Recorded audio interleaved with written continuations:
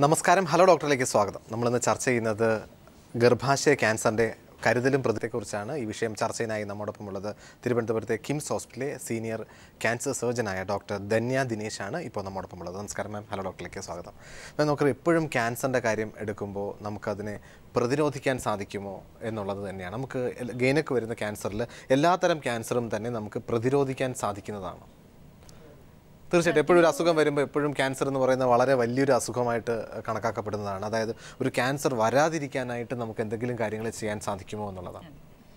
ജനറലായിട്ട് ക്യാൻസറിനെ പറ്റി പറയുമ്പോൾ ഗൈന ക്യാൻസറുകൾ മാത്രമല്ല, ജനറലായിട്ടുള്ള ക്യാൻസറുകളെ പറ്റി പറയുമ്പോൾ പ്രതിരോധിക്കാനുള്ള വഴികളുണ്ട്. നമുക്ക് എല്ലാ ക്യാൻസറുകൾക്കും പ്രത്യേകിച്ചൊരു കോസ് ഉണ്ടാകണമെന്നില്ല. എല്ലാത്തിനും എടുത്തു പറയാനുള്ളൊരു കാരണം ചില ക്യാൻസറുകൾക്കുണ്ട്. ഉദാഹരണത്തിന് ലങ് ക്യാൻസറും പുകവലിയായിട്ട് വളരെ സ്ട്രോങ് ആയിട്ടുള്ള അസോസിയേഷൻ ഉണ്ട്. ഒരിക്കലും എല്ലാ ക്യാൻസറുകൾക്കും അതുപോലൊരു എടുത്തു പറയാൻ ഒരൊറ്റ കാരണം ഉണ്ടാകില്ല. അങ്ങനെ വരുമ്പോൾ നമുക്ക് ചെയ്യാൻ കഴിയുന്നത് ഒരു ഹെൽത്തി ആയിട്ടുള്ള ലൈഫ് സ്റ്റൈൽ മെയിൻറ്റെയിൻ ചെയ്യുക എന്നുള്ളതാണ്. ഇത്തരത്തിൽ ഉറപ്പായിട്ടും ക്യാൻസറിന് കാരണകാരികളാകാം എന്ന് നമുക്ക് ഉറപ്പുള്ള കാര്യങ്ങൾ ഒഴിവാക്കുക. പുകവലി, മദ്യപാനം തുടങ്ങിയവ ഒഴിവാക്കുക. പുകവലി ശ്വാസകോശത്തിൻ്റെയും ഡൈജസ്റ്റീവ് ട്രാക്ട്, ശ്വാസനാളം, അന്നനാളം, ഇതിൻ്റെ എല്ലാം മൂത്രാശയത്തിൻ്റെ വരെ ക്യാൻസറിന് കാരണമാകുന്നു. അതുപോലെ തന്നെ മദ്യം കരളിൻ്റെയും അന്നനാളത്തിൻ്റെയും ഡൈജസ്റ്റീവ് ട്രാക്റ്റിൻ്റെയും ക്യാൻസറിന് കാരണമാകുന്നുണ്ട്. ഇത്തരം കാരണങ്ങൾ ഒഴിവാക്കുകയാണ് ഏറ്റവും കൂടുതൽ ചെയ്യാൻ കഴിയുന്നത്.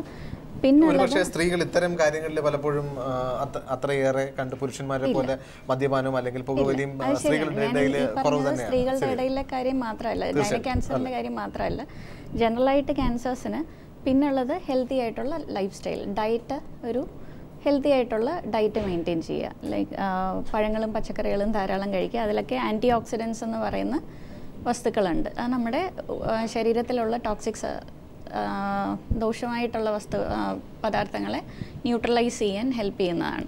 അതുപോലെ തന്നെ എക്സസൈസിന് ഇത്തരത്തിലുള്ള ടോക്സിക് ഇതിൻ്റെ ന്യൂട്രലൈസ്, മെറ്റബോളിസം ഇൻക്രീസ് ചെയ്യുന്നതിന് പ്രത്യേകിച്ചൊരു പങ്കുണ്ട്. പിന്നെ ഇതാണ് ജനറലായിട്ട് ക്യാൻസേഴ്സിനെ പറ്റി പറഞ്ഞാൽ. സ്ത്രീകളുടെ ക്യാൻസർ വരുമ്പോൾ എപ്പോഴും പറയുന്നത്, ഇപ്പോൾ കല്യാണം കഴിച്ച് കുട്ടികളുണ്ടായി മുലയൂട്ട അല്ലെങ്കിൽ മുലയൂട്ടാത്ത അമ്മമാർക്ക് ക്യാൻസർ വരാനുള്ള സാധ്യത കൂടുതലാണ് എന്നുള്ള ചർച്ചകൾ നടക്കുന്നുണ്ട്. അതിൽ ഏതെങ്കിലും രീതിയിലുള്ള വാസ്തവമുണ്ട്? ചിലതരം ക്യാൻസറുകൾക്ക് അതുമായിട്ട് ബന്ധമുണ്ട്. ഉദാഹരണത്തിന് കുട്ടികളില്ലാത്തവർക്ക് എൻഡോമെട്രിയൽ ക്യാൻസർ, അത് ഒരു ഹോർമോണുമായിട്ട് ബന്ധപ്പെട്ട ക്യാൻസറാണ്. എൻഡോമെട്രിയൽ യൂട്രസിൻ്റെ ഗർഭാശയ ക്യാൻസർ എന്ന് പറയുന്നത്, അതിന് ഈസ്ട്രജൻ എന്ന് പറയുന്ന ഹോർമോണുമായിട്ട് ബന്ധമുണ്ട്. അതുകൊണ്ട് തന്നെ നീണ്ട നാളിൽ ഇപ്പോൾ പ്രഗ്നൻസി ഒരു പ്രൊജസ്ട്രോൺ കൂടി നിൽക്കുന്ന കാലയളവ്. പ്രൊജസ്ട്രോൺ ഒരു പ്രൊട്ടക്റ്റീവ് ഹോർമോണാണ്. കുട്ടികളില്ലാത്തവർക്ക് കൂടുതൽ ഈസ്ട്രജൻ്റെ എഫക്റ്റാണ് കൂടുതൽ ശരീരത്തിൽ ഉണ്ടാകുന്നത്. അതുകൊണ്ട് തന്നെ അവർക്ക് എൻഡോമെട്രിയൽ ക്യാൻസർ ഉണ്ടാകാനൊരു സാധ്യത കൂടുതലാണ്. അതുപോലെ ഓവറിയൻ ക്യാൻസറിനും കുറച്ച് ഹൈ റിസ്ക് ആണ്. ബ്രസ്റ്റ് ക്യാൻസറിനും ഇതുമായിട്ട് ബന്ധമുണ്ട്. മുലയൂട്ടൽ മാത്രമല്ല, പ്രഗ്നൻ്റ് ആകുക, കുട്ടികളുണ്ടാകുക, ഫീഡ് ചെയ്യുക, ഈ കാര്യങ്ങളെല്ലാം അതുമായിട്ട് റിലേറ്റഡ് ആണ്. മാം പറഞ്ഞൊരു വൈറസിൻ്റെ സാന്നിധ്യമാണ് ഈ ക്യാൻസർ ഉണ്ടാക്കുന്നതെന്ന് കരുതി. അപ്പോൾ നമുക്ക് ഈ സെർവിക്കൽ സ്മിയർ എടുത്തു കഴിഞ്ഞാൽ അല്ലെങ്കിൽ സെർവിക്സ് പരിശോധിച്ച് അതിനകത്ത് നിന്നൊരു സ്പെസിഫിൻ എടുത്ത് നോക്കിക്കഴിഞ്ഞാൽ ഇത്തരം ക്യാൻസർസ് അല്ലെങ്കിൽ ഇത്തരം വൈറസുകൾ നമ്മുടെ ശരീരത്തുണ്ട് എന്ന് കണ്ടെത്തുക എന്ന് പറയുന്നത് ഈ സമയത്ത്, അല്ലെങ്കിൽ ഇപ്പം ആധുനികമായിട്ടുള്ള എല്ലാവിധ ഇൻവെസ്റ്റിഗേഷനും ഉണ്ട്. അപ്പോൾ ഇത്തരം വൈറസുകൾ നമ്മുടെ ശരീരത്തുണ്ടോ എന്ന് നമുക്ക് പരിശോധിക്കാൻ സാധിക്കില്ലേ? 2 തരം പരിശോധനകളുണ്ട്. ഈ പറഞ്ഞ 2 ടെസ്റ്റുകളുടെ കാര്യം ഇപ്പോൾ പറഞ്ഞു. സ്മിയർ ടെസ്റ്റ് ഉണ്ട്, HPV ടെസ്റ്റ്, ആ വൈറസിന് വേണ്ടിയുള്ള ടെസ്റ്റിംഗ് ഉണ്ട്. ഇത് രണ്ടും ഏർലി ഡിറ്റക്ഷനുള്ള ഉപാധികളാണ്. അതായത് ക്യാൻസറായി മാറുന്നതിന് മുന്നേ HPV കൊണ്ടുള്ള അണുബാധയും അതുകൊണ്ടുണ്ടാകുന്ന അവിടുത്തെ സെല്ലിലെ ചേഞ്ചസ്, കോശങ്ങളിലെ വ്യതിയാനങ്ങളും കണ്ടുപിടിക്കാനുള്ള ടെസ്റ്റുകളാണ് ഇത് രണ്ടും. സ്മിയർ ടെസ്റ്റ് എന്ന് പറയുന്നത് വളരെ ലഘുവായ ഒരു ഗൈനക് പരിശോധന, ഗൈനക് സാധാരണ ഒരു ചെക്കപ്പിൻ്റെ സമയത്ത് ചെയ്യുന്ന ഒരു ടെസ്റ്റാണ്. ആ ടെസ്റ്റിൽ ചെയ്യുക ഒരു സെർവിക്സിലെ ഗർഭാശയ മുഖത്തെ കോശങ്ങളെ എടുത്ത് ഒരു സ്ലൈഡിൽ വെച്ച് മൈക്രോസ്കോപ്പിനടിയിൽ വെച്ച് പരിശോധിക്കുകയാണ് ചെയ്യുക. ക്യാൻസർ അല്ലെങ്കിൽ അതിന് മുന്നോടിയായിട്ടുള്ള പ്രീ ക്യാൻസറസ് എന്ന് പറയുന്ന കണ്ടീഷൻ ഉണ്ട്.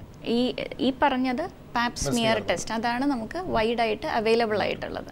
അത് എല്ലാ പാശ്ചാത്യ രാജ്യങ്ങളിൽ 25 തൊട്ട് 65 വയസ്സ് വരെയുള്ള സ്ത്രീകളിൽ കൃത്യമായി 50 വയസ്സ് വരെ 3 വർഷത്തിലൊരിക്കലും, 50 തൊട്ട് 65 വരെ 5 വർഷത്തിലൊരിക്കലും നിർബന്ധമായിട്ട് ചെയ്തിരിക്കണം എന്ന നിബന്ധനയുള്ള ടെസ്റ്റാണിത്. നമ്മുടെ നാട്ടിൽ അങ്ങനെ കറക്റ്റായിട്ട് ചെയ്യുന്ന അതിൻ്റെ അവയർനെസ്സും കുറവാണ്. അങ്ങനെ ചെയ്തിരിക്കാനുള്ള പ്രോഗ്രാമുകളും നമുക്കില്ല. ഈ പറഞ്ഞ HPV ടെസ്റ്റിംഗ് എന്ന് പറഞ്ഞത് കുറച്ചുകൂടി അഡ്വാൻസ്ഡ് ആണ്. അത് ചെയ്യുന്നത് ഈ ക്യാൻസർ കോസ് ചെയ്യുന്ന HPVയുടെ ടൈപ്പുകളുണ്ട്. HPV എന്ന് പറയുന്ന വൈറസ് ഒരൊറ്റ വൈറസ് അല്ല, അത് പലതരം സബ് ടൈപ്പുകൾ 1, 2, 3 എന്നിങ്ങനെ ഒരുപാട് സബ് ടൈപ്പുകളുണ്ട്. അതിൽ തന്നെ ഹൈ റിസ്ക് എന്ന് പറയുന്ന ക്യാൻസർ ഉണ്ടാക്കാൻ സാധ്യതയുള്ള ഒരു 15ഓളം സബ് ടൈപ്പുകളുണ്ട്. ഇതിനകത്ത് 80% ക്യാൻസറുകളും ഉണ്ടാക്കുന്നത് 16ഉം 18ഉം സബ് ടൈപ്പുകളാണ്. ഈ ഹൈ റിസ്ക് സബ് ടൈപ്പുകളെ കണ്ടെത്താനുള്ള DNA ടെസ്റ്റിംഗ് ആണ് HPV ടെസ്റ്റിംഗ്. തീർച്ചയായിട്ടും അത് പാപ്സ്മിയർ പോലെ തന്നെയാണ്. അതിൻ്റെ കൂടെ ഒരു പ്രത്യേക കിറ്റിലാണ് അത് എടുക്കുന്നു എന്നുള്ളൊരു വ്യത്യാസമേ ഉള്ളൂ. പാപ്സ്മിയറിൻ്റെ അത്ര ചീപ്പല്ല. പാപ്സ്മിയറിൻ്റെ ഒരൊറ്റ ടെസ്റ്റിന് 350 രൂപയോളമേ ആവുള്ളൂ. എല്ലായിടത്തും അവൈലബിളുമാണ്. എന്നാൽ HPV DNA ടെസ്റ്റിംഗ് അത്ര വൈഡായിട്ട് അവൈലബിൾ അല്ല. അതിൻ്റെ ചാർജും കുറച്ചുകൂടി അധികമാണ്. തീർച്ചയായിട്ടും അതിലേക്ക് തന്നെ തിരിച്ചു വരാം. മാഡം നേരത്തെ പറഞ്ഞു വൈറസുകളുടെ സാന്നിധ്യം ഉണ്ടാകുന്ന ക്യാൻസറുകളെ കുറിച്ച് പറഞ്ഞു. അപ്പോൾ ഈ ക്യാൻസറുകൾ അതല്ലെങ്കിൽ മാം പറഞ്ഞു നേരത്തെ കൂട്ടി നമുക്ക് പാപ്സ്മിയർ പോലുള്ള ടെസ്റ്റ് എടുത്തു കഴിഞ്ഞാൽ ഏർലി ഡിറ്റക്ഷൻ പോസിബിൾ ആണെന്ന് പറഞ്ഞു. അപ്പോൾ അത് ഏതൊക്കെ സമയത്താണ് യഥാർത്ഥത്തിൽ ഈ പാപ്സ്മിയർ എടുക്കേണ്ടത്? എല്ലാവർക്കും ഒരു കോമൺ സ്ക്രീനിങ് ഉള്ള പോലെ തന്നെ ഈ പാപ്സ്മിയർ എടുക്കേണ്ടത് ആവശ്യമുണ്ടോ? പാപ്സ്മിയർ വളരെയധികം അത്യാവശ്യമുള്ളൊരു കാര്യമാണ്. ഒന്നാമത്തെ കാര്യം, സർവിക്കൽ ക്യാൻസർ എന്ന് പറയുന്നത് സ്ത്രീകളെ ഏറ്റവും കോമൺ ആയിട്ട് ബാധിക്കുന്ന രണ്ടാമത്തെ ക്യാൻസറാണ്. ബ്രസ്റ്റ് കഴിഞ്ഞാൽ സ്ത്രീകളിൽ ഏറ്റവും അധികം കാണുന്ന ക്യാൻസർ. രണ്ടാമത്തെ അതിൻ്റെ പ്രത്യേകത എന്ന് പറഞ്ഞാൽ അതിന് വളരെ ലോങ് ആയിട്ടുള്ളൊരു ക്യാൻസറിന് മുന്നോടിയായിട്ടുള്ള ഫേസ് ഉണ്ട്.